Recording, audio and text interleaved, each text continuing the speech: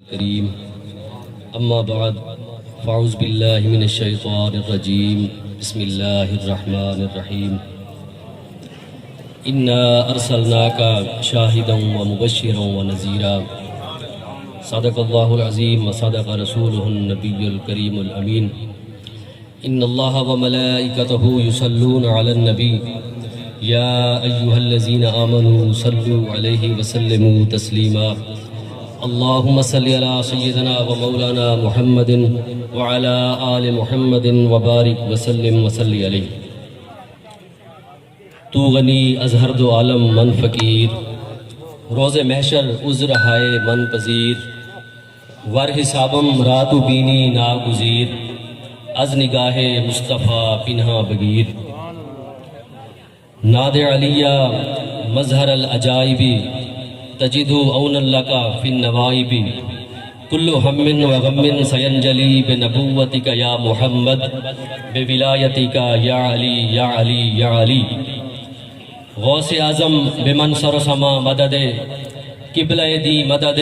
کعبہ ایما مدد زہ سیمہ نورانی زہ فرخندہ پیشانی علی سیرت حسن ثانی محی الدین جیلانی۔ حضرات محترم، میں نے آپ کے سامنے ایک آیت مبارکہ کا کچھ حصہ تلاوت فرمایا ہے۔ انا ارسلناک شاہدا و مبشرا و نذیرا۔ اس آیت مبارکہ میں اللہ کریم نے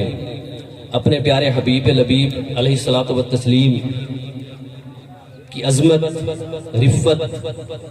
اور آپ کو بھیجنے کا جو مقصد ہے اس کو مختصر مگر جامع انداز میں بیان فرمایا ہے، اور ہم لوگوں کو یہ باور کرانے کی کوشش کی ہے کہ اگر آپ لوگوں کو میری وحدانیت پر یقین کامل ہے اور آپ اس بات کا دعویٰ کرتے ہیں تو سب سے پہلے آپ کو میرے نبی مکرم علیہ الصلوۃ والسلام کی عظمت جو میں نے انہیں ودیت کی ہے اس کو تسلیم کرنا پڑے گا، اس کو قبول کرنا پڑے گا۔ اگر اس ذات سے ہو کر اس ذات کو راضی کر کے آپ لوگ میری طرف آئیں گے تو انشاءاللہ العزیز آپ لوگوں کو کہیں پر کوئی مسئلہ درپیش نہیں ہوگا۔ لیکن اگر دنیا کا کوئی شخص حضور علیہ الصلوۃ والسلام کی ذات سے ماورا ہو کر اللہ کریم عز و جل کا حصول اس کی وحدانیت کی طرف لپکتا ہے تو مولانا جلال الدین رومی رحمۃ اللہ علیہ نے فرمایا ہے وہ گمراہ ہو جائے گا۔ اس آیت مبارکہ میں اللہ تعالیٰ نے فرمایا انا ارسلناک شاہدا و مبشرا و نذیرا، اے نبی ہم نے آپ کو شاہد بنا کر بھیجا، مبشر بنا کر بھیجا اور نذیر بنا کر بھیجا۔ اب غور طلب بات یہ ہے کہ شاہد کسے کہتے ہیں، مبشر کسے کہتے ہیں اور نذیر کسے کہتے ہیں۔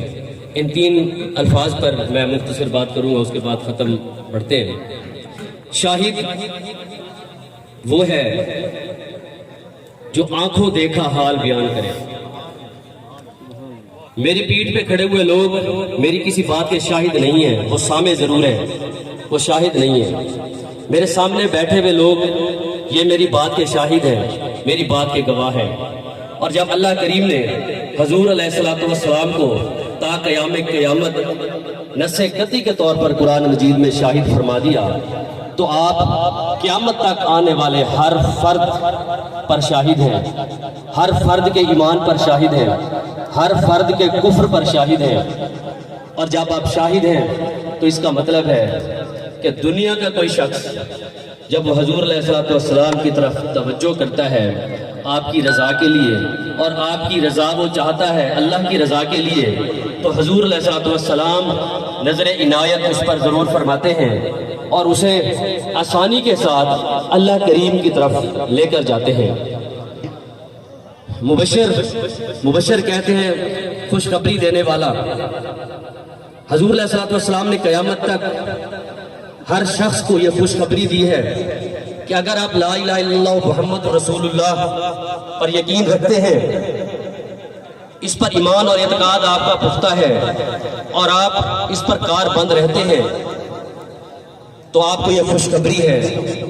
کہ اللہ کریم آپ سے راضی ہے اور آپ قیامت کے دن بخشے جائیں گے۔ اللہ کریم نے آپ کی بخشش پر آپ کے لیے جنت کا وعدہ فرمایا ہے۔ اور جو شخص اس پر ڈاما ڈول ہے، جو شخص اپنے اس عقیدے پر پریشان ہے، جو شخص اپنے اس عقیدے پر کنفیوز ہے، وہ شخص یہ دعویٰ نہیں کر سکتا کہ وہ حضور علیہ السلام کی عظمت بھی جانتا ہو اور اللہ کریم کی وحدانیت بھی جانتا ہو، کیونکہ ایمان اس چیز کا نام ہے جو آپ کے اندر سے خوف، خطر اور تذبذب ختم کرے۔ اگر آپ کے اندر کسی قسم کا خوف موجود ہے تو پھر وہ ایمان نہیں ہے، وہ ایک پریشانی ہے جس کا آپ فیصلہ ہی نہیں کر پا رہے کہ آپ کا فیوچر کیا ہے، آپ کی یہ زندگی کیا ہے اور آپ کا بعد مرگ آپ کا حال کیا ہے۔ تو اس سب کے لیے اہم ترین نقطہ حضور علیہ السلام کی ذات سے محبت کرنا ہے، اور حضور علیہ السلام کی ذات سے محبت آپ کو اگر سیکھنی ہے تو صحابہ کرام کی زندگیاں آپ مطالعہ کریں، آپ کو پتہ چلے گا کہ صدیق اکبر رضی اللہ تعالیٰ عنہ نے بلا چون و چرا حضور علیہ السلام پر ایمان لے آئے، اور جب آپ سے کہا گیا کہ آپ نے کیوں تردد ہی نہیں کیا تو آپ نے فرمایا میں نے بچپن سے لے کر اب تک حضور علیہ السلام کی زندگی کو دیکھا ہے، آپ کا میں رفیق سفر ہوں، مجھے پتہ ہے کہ یہ شخصیت کبھی جھوٹ بول ہی نہیں سکتی، تو میں اس پہ تردد کیسے کر سکتا ہوں۔ حضرت فاروق اعظم رضی اللہ تعالیٰ عنہ ایک شدت پسند، جب آپ کفر عالم حالت کفر میں تھے تو آپ بڑے شدت پر تھے، آپ نے پلان کیا کہ میں جا کے یہ معاذ اللہ یہ فتنہ ہے، اس فتنہ کو ختم کرتا ہوں۔ جب آپ کو اطلاع ملی کہ آپ کی بہن اور آپ کی بہنوئی ایمان لا چکے ہیں، آپ گئے تو آپ نے دیکھا کہ آپ کی بہن سورۃ طٰہٰ کی تلاوت فرما رہی ہیں، تو آپ کا ایک زوم تھا آپ کی طبیعت کے اندر کہ میری بات اٹل ہوتی ہے اور میری بات کے علاوہ میری بات سے کوئی روگردانی نہیں کر سکتا۔ جب آپ نے اپنی بہن کو کہا کہ یہ تم کیا تلاوت کر رہی ہو، کس سے پوچھ کر رہی ہو، تو آپ کی بہن ڈٹ گئیں، آپ کی بہن آپ کے سامنے ہو گئی، انہوں نے آپ کو کہا آپ نے مجھے مارنا ہے مارے، آپ نے مجھے قتل کرنا ہے قتل کریں، لیکن میں اپنا ایمان اور اپنا عقیدہ ترک کبھی نہیں کر سکتی۔ جب آپ نے یہ بات سنی تو آپ کے اندر یہ تذبذب پیدا ہوا کہ ایسی کون سی طاقت ہے جس نے میری بہن کو میرے سامنے اتنا بولنے کی ہمت دی۔ تو جب آپ اس پہ کنفیوز ہوئے تو اللہ تعالیٰ نے آپ کے لیے راستہ کھولا،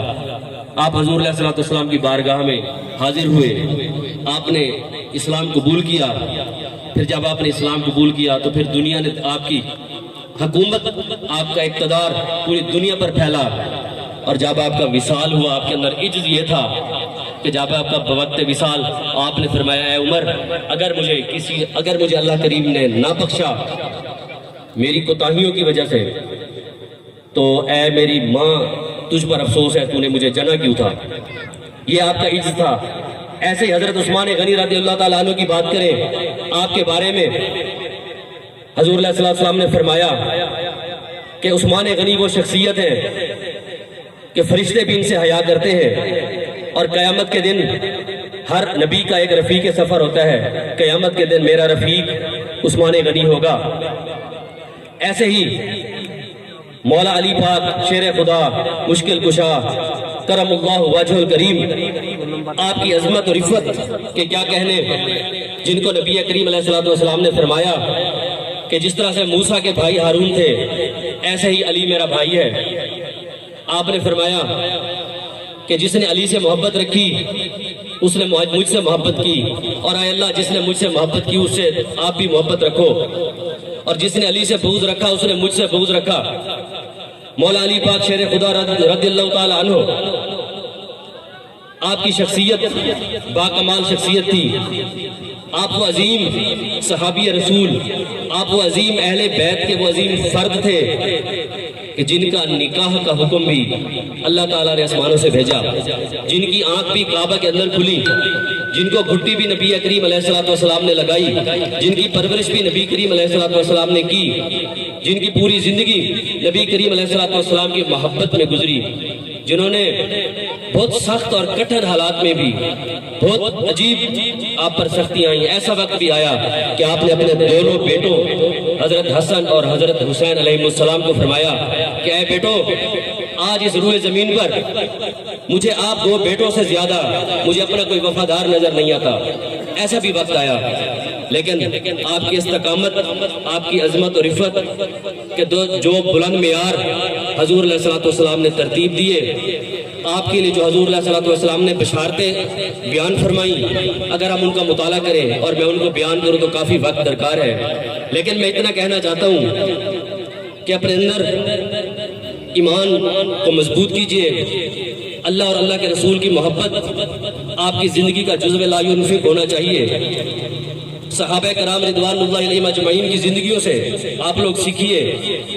اپنے معیار بلند کیجئے. اخلاقیات سیکھنے ہیں تو انہی سے سیکھیے، گھرداری سیکھنی ہے تو انہی سے سیکھیے، سوسائٹی کے معاملات سیکھنے ہیں تو بھی انہی سے سیکھیے، اقتدار کیسے کرنا ہے تو بھی ہمیں انہی کے در پہ جانا پڑے گا، عجز کیسے اختیار کرنا ہے تو بھی ہمیں یہ سب کچھ انہی کے در سے ملے گا. میں مختصراً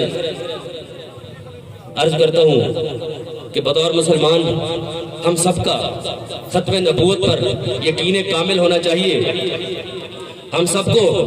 ختم نبوت پر کسی قسم کا تردد کسی کے دل میں رتی بھر بھی اگر تردد ہے تو وہ اس کو کلیئر کرے، اپنے آپ کا ایمان مضبوط کرے. آج کے اس پرفتن دور میں قادیانیت ہم پر حملہ آور ہے اور بڑے برے طریقے سے حملہ آور ہے. ہمارے حکمران قادیانیت کے تابع فرما بنے ہوئے ہیں. ہمارے حکمران یہ نہیں، تمام حکمران جتنے بھی ہمارے حکمران آتے ہیں بدقسمتی سے. ذوالفقار بھٹو کو پھانسی بھی اسی وجہ سے لگی، اس نے کہا تھا کہ میں اپنے ڈیتھ وارنٹ پہ سائن کر رہا ہوں. ہمارے حکمران ان کے تابع فرما ہیں. اللہ تعالیٰ انہیں ایمان کی سلامتی دے، انہیں یہ شعور دے کہ وہ اپنے ایمان کی حفاظت کریں. لیکن انفرادی طور پر آپ تمام لوگ اس مجمع کی مناسبت سے میں یہ پیغام بھی دینا چاہتا ہوں کہ آپ تمام لوگ اپنے بچوں کی تربیت، اپنے بچوں کی سوسائٹی، اپنے بچوں کی تعلیم پر توجہ دیں کہ وہ یونیورسٹیوں میں، کالجز میں کس پیرائے پر تعلیم حاصل کر رہے ہیں، وہ کس لیول پر جا رہے ہیں. آپ ان کی ڈگریاں تو دیکھ رہے ہیں، جناب وہ فرسٹ ڈویژن پہ آ رہے ہیں یا بڑے اچھے ڈاکٹر انجینئر بن رہے ہیں، لیکن کیا ان کے ایمان بھی باقی ہیں یا نہیں ہے؟ یہ آپ کا بنیادی نقطہ ہونا چاہیے. اس پر توجہ دیں اور اللہ تعالی ہم سب کو پنجگانہ نماز ادا کرنے کی توفیق عطا فرمائے.